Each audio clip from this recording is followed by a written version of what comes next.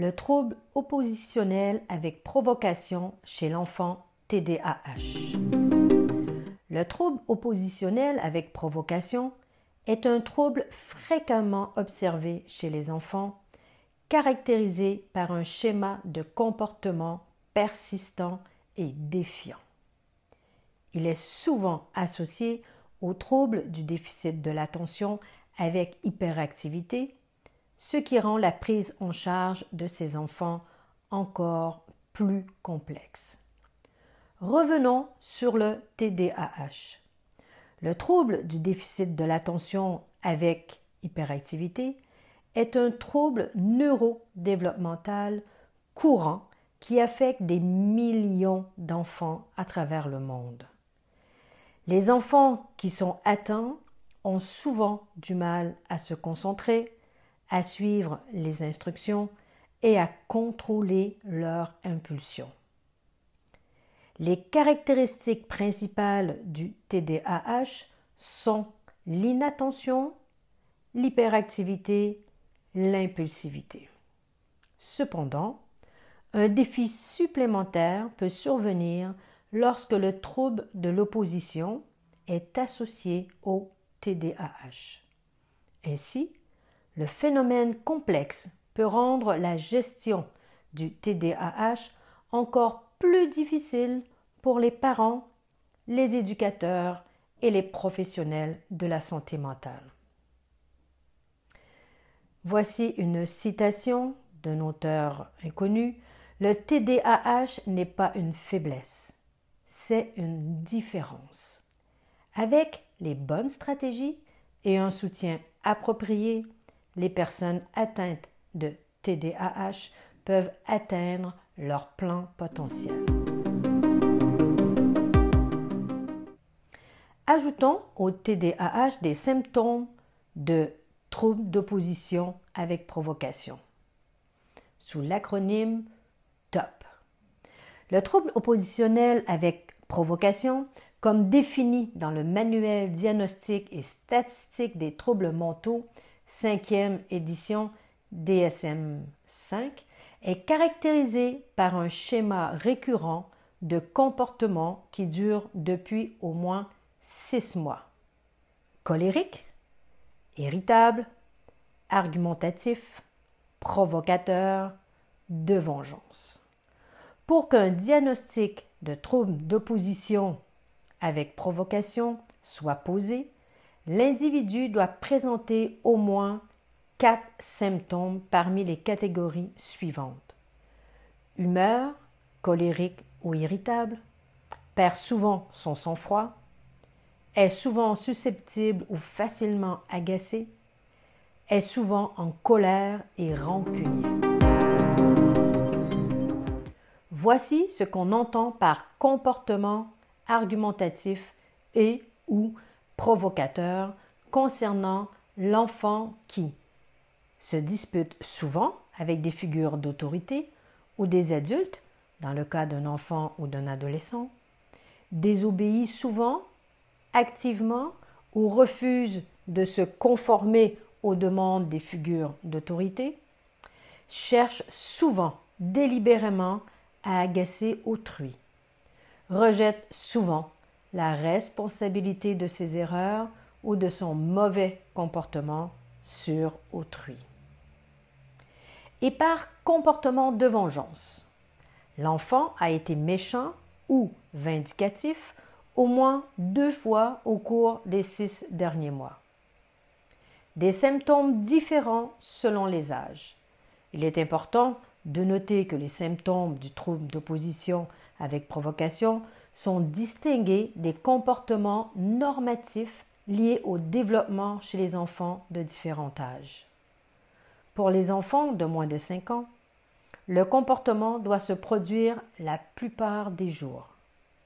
Pour les enfants de 5 ans ou plus, il doit se produire au moins 1 fois par semaine. De plus, ces symptômes peuvent être présents à la maison, dans la communauté, à l'école ou dans ces 3 environnements. Une autre citation, Le trouble oppositionnel avec provocation est un cri de détresse de l'enfant, une invitation à comprendre ce qui se cache derrière les comportements provocateurs. L'empathie est la clé pour aider ces enfants à s'épanouir.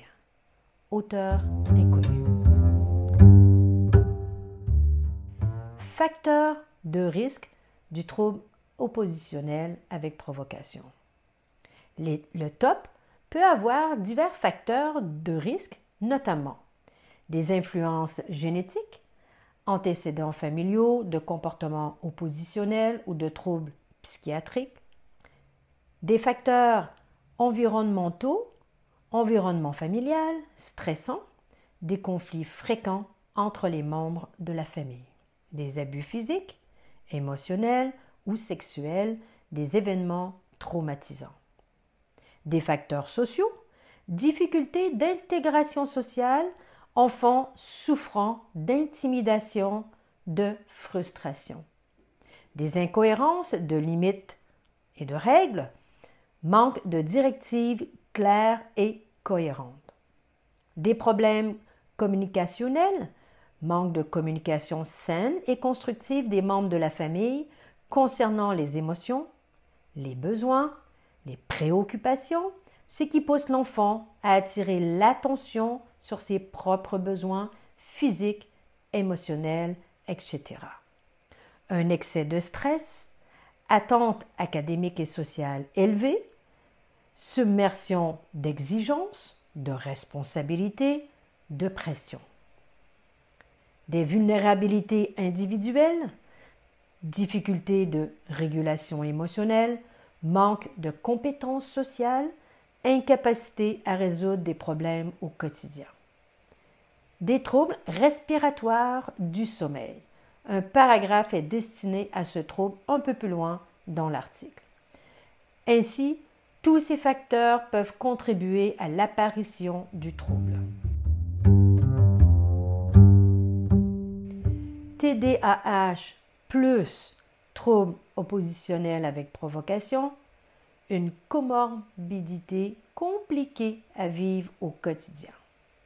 Une observation courante dans la pratique clinique est que le trouble oppositionnel avec provocation est souvent comorbide avec le TDAH.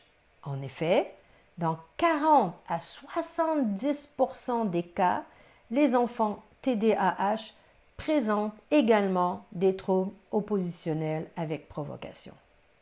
Cette co-occurrence rend la prise en charge de ces enfants plus complexe, car les symptômes des deux troubles peuvent se renforcer mutuellement. C'est pourquoi les enfants atteints de ces deux troubles ont tendance à présenter des problèmes de comportement plus graves et sont plus à risque de développer des difficultés émotionnelles et sociales. En effet, lorsque le trouble de l'opposition s'ajoute à l'équation, il devient encore plus difficile de gérer ces comportements. Les enfants souffrant de ce double diagnostic peuvent être particulièrement enclins à défier l'autorité, à être agressifs, résister aux règles et aux attentes. Les symptômes du trouble de l'opposition comprennent souvent des comportements tels que la colère persistante, la provocation, la désobéissance délibérée, le refus de suivre les règles. À partir du moment où le TDAH coexiste avec le trouble oppositionnel avec provocation, les enfants peuvent avoir du mal à se conformer aux règles et aux attentes sociales en raison de leur impulsivité et de leur irritabilité.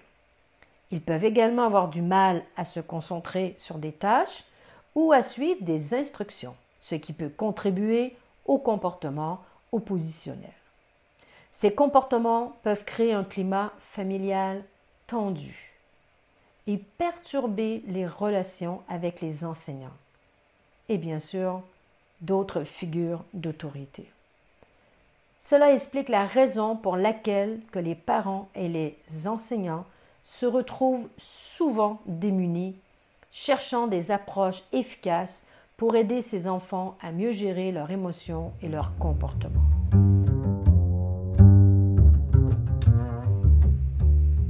Envisager une solution globale et multidisciplinaire. Le traitement du trouble oppositionnel avec provocation et du TDAH repose sur une approche globale. Les interventions peuvent inclure des thérapies comportementales, des modifications de l'environnement et, dans certains cas extrêmes, des médicaments. Il est essentiel d'adapter le traitement médicamenteux aux besoins spécifiques de chaque enfant. Une solution efficace, objective et scientifique basée sur les neurosciences s'offre à vous, la neurothérapie. La neurothérapie comme traitement non médicamenteux, comportemental et mental. Modification de l'environnement. Avant toute thérapie en neurosciences, il convient d'effectuer des modifications de l'environnement dans lequel baigne l'enfant. Ces dernières sont importantes pour créer un cadre favorable au changement. Cela peut inclure l'établissement de règles claires à la maison et à l'école, la création de routines structurées, la réduction des facteurs de stress. En conséquence, un environnement cohérent et prévisible peut aider les enfants atteints du trouble oppositionnel avec provocation et du TDAH à mieux gérer leur comportement. Éduquer l'enfant selon un certain comportement. Les thérapies comportementales sont souvent recommandées comme traitement de première ligne pour le TOP.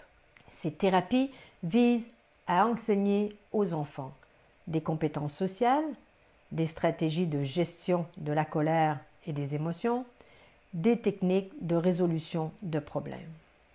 De fait, les parents sont souvent inclus dans le processus thérapeutique pour apprendre à gérer les comportements de leur enfant de manière efficace. Une citation: « La véritable maîtrise de soi signifie contrôler ses émotions et ses réactions, même lorsque tout semble aller de travers. » Auteur inconnu. Éduquer la posture, la respiration et le sommeil de l'enfant. Le TOP peut avoir diverses origines sous-jacentes et l'une d'entre elles mérite une attention particulière, les troubles respiratoires du sommeil.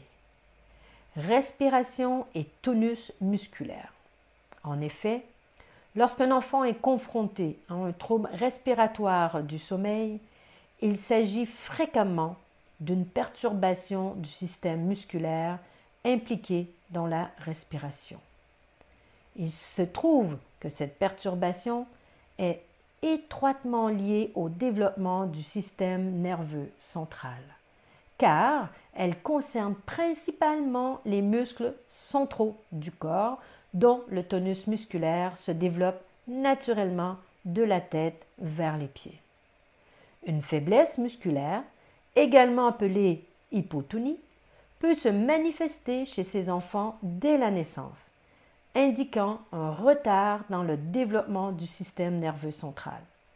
En conséquence, cette hypotonie non spécifique a un impact significatif sur la capacité de l'enfant à adopter une posture debout appropriée. Cette dernière influe sur la coordination des muscles impliqués dans la respiration, à la fois pendant l'inspiration et l'expiration. Sommeil paradoxal. Ainsi, un phénomène fréquent et important découle de cet asynchronisme respiratoire, la respiration paradoxale. C'est ce phénomène qui a des conséquences majeures, en particulier lors des phases de sommeil, notamment pendant la phase de sommeil paradoxal. La phase de sommeil paradoxal est marquée par une activité cérébrale intense associés à nos rêves. Pendant cette période, le tonus musculaire diminue considérablement pour éviter tout mouvement involontaire. C'est un mécanisme de protection essentiel qui a évolué au fil de l'évolution. Cependant, lorsque l'enfant souffre déjà d'une faiblesse de son tonus musculaire, il devient vulnérable pendant cette phase. Le passage de l'air dans les voies aériennes supérieures n'est pas suffisamment ouvert pour permettre une expiration adéquate. En conséquence, l'enfant peut entrer dans un état potentiel d'asphyxie déclenchant généralement un réveil bref pour rétablir la respiration normale. Conséquences au quotidien. Cette situation est souvent négligée, mais ses conséquences sont considérables, notamment en ce qui concerne les comportements et les activités diurnes. Les troubles respiratoires du sommeil entraînent fréquemment de la somnolence diurne, de l'irritabilité, un manque d'inhibition et des difficultés de concentration. Par conséquent, ces symptômes ajoutent une dimension complexe aux défis déjà présents chez les enfants atteints de TDAH, contribuant ainsi à l'apparition du trouble d'opposition avec provocation. Entraîner la respiration en biofeedback. Grâce au biofeedback respiratoire, un enfant peut acquérir des compétences essentielles pour maîtriser la respiration contrôlée, tirer parti du système de rétroaction et développer une conscience corporelle plus profonde. Le biofeedback permet à l'enfant d'apprendre à contrôler sa respiration, bénéficier du système de rétroaction, ajuster son rythme respiratoire, développer une conscience corporelle profonde. Ainsi, ces compétences sont essentielles pour la gestion du stress, de l'anxiété, des émotions, de la concentration, de la performance, de la douleur et du sommeil. Voici comment cela fonctionne. Le biofeedback fournit une rétroaction visuelle ou auditive aux enfants TDAH et troubles d'opposition avec provocation, leur permettant de visualiser ou d'entendre en temps réel leur façon de respirer. En ajustant leur respiration en fonction de cette rétroaction, ces enfants peuvent atteindre des objectifs spécifiques tels que ralentir leur rythme respiratoire pour favoriser la relaxation ou l'accélérer pour augmenter leur énergie. Respiration contrôlée. Le biofeedback enseigne aux enfants TDAH et troubles d'opposition avec provocation à contrôler consciemment leur respiration. En utilisant un capteur de ceinture thoracique qui fournit des informations en temps réel, ces enfants peuvent observer les variations de leur respiration et ajuster intentionnellement leur rythme respiratoire. De fait, ils acquièrent ainsi la capacité de développer une respiration régulière, profonde et adaptée à différentes situations. Développement de la conscience corporelle. Grâce au biofeedback, les enfants TDAH et troubles d'opposition avec provocation améliorent leur conscience corporelle. Ils apprennent à reconnaître comment leur corps réagit en fonction de leur respiration, ce qui leur permet de comprendre comment leurs émotions, leur niveau de stress et leur tension corporelle. Ces dernières sont liées à leur rythme respiratoire. C'est pourquoi cette conscience les aide à mieux gérer leur état émotionnel et leur bien-être général. Le biofeedback nous rappelle que l'information est puissante. En connaissant nos propres réponses physiologiques, nous avons le pouvoir de les modifier. de Frank Herbert. Entraîner le cerveau et le comportement neuronal de l'enfant TDAH et troubles opposition avec provocation grâce au neurofeedback EEGQ. Le neurofeedback EEGQ, tel qu'enseigné à l'Institut Neurosciences, qui se base sur des évaluations quantitatives et des données chiffrées à chaque séance, améliore la régulation de l'impulsivité en aidant l'enfant à reconnaître et à maîtriser ses impulsions, favorisant ainsi des réponses plus réfléchies. Réduit l'agressivité en permettant à l'enfant de mieux gérer la colère et d'adopter des comportements plus adaptés pour résoudre les conflits. Favorise une meilleure concentration en aidant l'enfant à développer sa capacité à se concentrer sur des tâches et des activités. Renforce la résilience émotionnelle en apprenant à l'enfant à faire face au stress et à gérer ses émotions de manière plus efficace. Améliore les relations familiales et sociales en réduisant les comportements oppositionnels, ce qui favorise de meilleures interactions avec la famille et les pairs.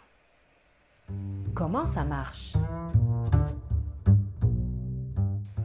Le neurofeedback EEGQ pour les enfants TDAH et troubles opposition avec provocation utilise des capteurs spéciaux placés sur le cuir chevelu de l'enfant. Ces capteurs mesurent les ondes cérébrales, qui sont les signaux électriques émis par le cerveau. L'enfant s'assoit confortablement et regarde un écran d'ordinateur qui affiche des jeux ou des images et écoute de la musique. Pendant ce temps, les capteurs surveillent les ondes cérébrales de l'enfant en temps réel. Lorsque le cerveau de l'enfant est calme et concentré, le jeu ou la vidéo se déroule bien et il peut gagner des points ou des récompenses. Cependant, si les ondes cérébrales de l'enfant deviennent agitées ou chaotiques, le jeu peut ralentir, la musique s'arrêter ou produire des sons qui attirent l'attention de l'enfant. Ainsi, ces signaux visuels ou sonores aident l'enfant à prendre conscience de son propre état mental. De ce fait, il apprend à identifier les moments où son cerveau est agité et comment le calmer pour améliorer ses performances dans le jeu.